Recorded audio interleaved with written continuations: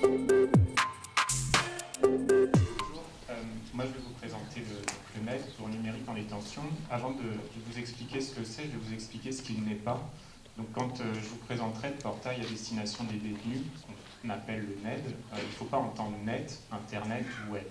À aucun moment, le détenu ne pourra s'évader en naviguant sur Internet. Il reste dans un espace cloisonné qui est sécurisé et qui est interne au ministère de la Justice. Donc le numérique en détention cherche à atteindre 3 objectifs. Le premier, c'est de décharger le personnel pénitentiaire de la réalisation d'un certain nombre d'actes administratifs. Le deuxième objectif, qui est lié au premier, c'est de déporter la responsabilité de ces actes sur les détenus et leurs proches pour leur donner un peu plus d'autonomie dans la gestion du quotidien de la détention.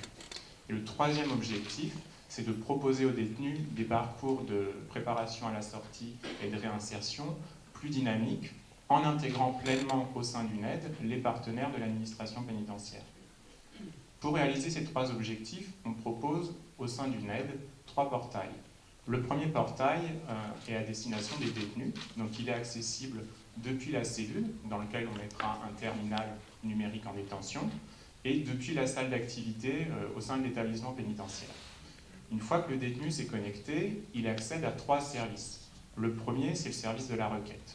Aujourd'hui, en établissement pénitentiaire, un détenu interroge et pose des questions à l'administration toute la journée sur un grand nombre de sujets. Est-ce que je peux avoir rendez-vous avec un médecin? Est-ce que je peux avoir rendez-vous avec un aumônier? Est-ce que je peux bénéficier d'un parloir prolongé? Est-ce que ma famille peut m'apporter des chaussures lors de mon prochain parloir parce que j'en ai plus? Est-ce que vous pouvez me donner des informations sur mon affaire parce que je n'ai pas de nouvelles de mon avocat? Donc c'est extrêmement varié et toutes ces demandes sont formulées par le détenu via des papiers libres. En fait, il écrit une demande qui est récupérée par un surveillant, acheminée de la zone de détention jusqu'à la zone administrative, déchiffrée par un agent, puisque c'est une écriture manuscrite qu'il faut déchiffrer, saisie par un agent dans un outil dans lequel on va également saisir la réponse. La réponse, on l'imprime, et le même circuit repart jusqu'à la cellule du détenu où on lui donne la réponse. Donc ça fonctionne, mais il y a quelques irritants. Les détenus nous disent souvent qu'on perd leurs requêtes. Comme c'est des requêtes papier, on n'a rien à leur opposer pour leur expliquer que non, on n'a pas perdu leur requête. Demain, avec le NED, le détenu pourra formuler la requête depuis son terminal et elle partira via un flux informatique directement dans l'ordinateur de l'agent qui est destinataire de cette demande, puisque le service destinataire aura été identifié, et il pourra y répondre directement. La réponse partira également directement dans le terminal NED du détenu via un flux informatique. On aura des traces des demandes qui auront été réalisées, donc quand le détenu se plaindra du fait qu'on ait perdu ses requêtes, on pourra lui expliquer qu'on n'a pas de traces parce qu'il n'en a pas fait, ou qu'on est en cours, on respecte encore le délai de réponse. Deuxième service proposé aux détenus, la cantine. Alors la cantine, ce qu'on appelle la cantine en détention, c'est pas la restauration. L'administration pénitentiaire fournit petit déjeuner, déjeuner et dîner aux détenus, ça c'est la restauration. La cantine, c'est le fait que le détenu puisse consommer à ses frais un certain nombre de produits qui viennent améliorer le quotidien. Du chocolat, du tabac, certains produits d'hygiène. Aujourd'hui, le détenu va remplir des formulaires papier pour dire ce qu'il souhaite consommer.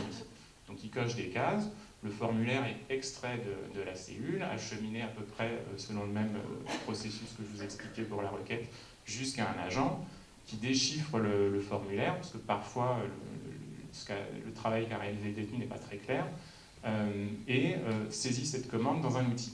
Au moment où il saisit la commande, l'agent peut se rendre compte que finalement, le détenu dispose de moins d'argent qu'il le pensait au moment où il a fait sa commande. Donc il faut arbitrer. Est-ce que le détenu juge plus important d'avoir du tabac ou du chocolat? C'est à l'agent de se prononcer, et régulièrement, les détenus nous disent qu'on fait les choix les moins intéressants selon leurs priorités. Donc ça peut aussi générer des tensions et des incidents en détention. Demain, avec le numérique en détention, le détenu accédera à un catalogue de services de cantine avec des photos, ce qui déjà facilitera la tâche aux détenus qui sont non francophones ou qui ont des problèmes avec l'écrit. Donc ils verront le produit qu'ils sont en train d'acheter et ils accéderont également au prix du produit, ce qui n'est pas toujours le cas aujourd'hui, et au montant dont ils disposent sur le compte qu'ils ont au sein de la détention, et ne pourront pas consommer au-delà de cette limite. Donc on supprimera les commandes arbitrées par les agents pénitentiaires, qui aujourd'hui nous demandent beaucoup de temps.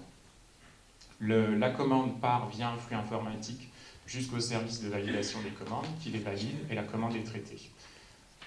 Troisième service proposé aux détenus, les parcours pédagogiques et les modules de formation.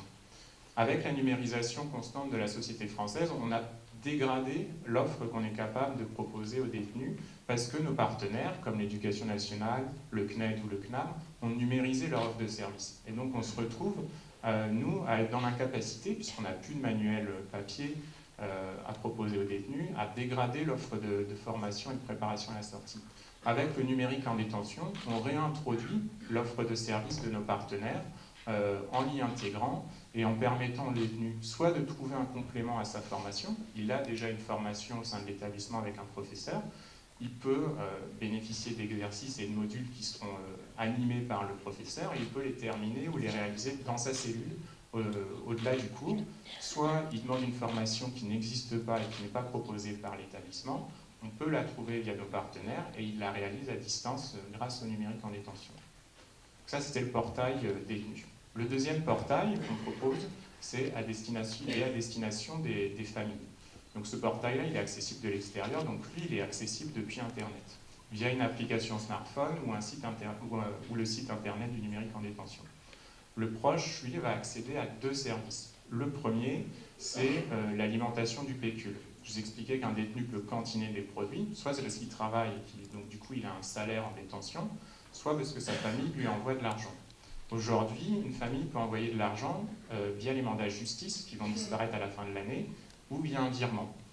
Un virement, ça pose un problème à un établissement pénitentiaire parce que si la famille n'indique pas dans le libellé du virement à quel détenu s'adresse l'argent, l'établissement ne peut pas le reverser au détenu.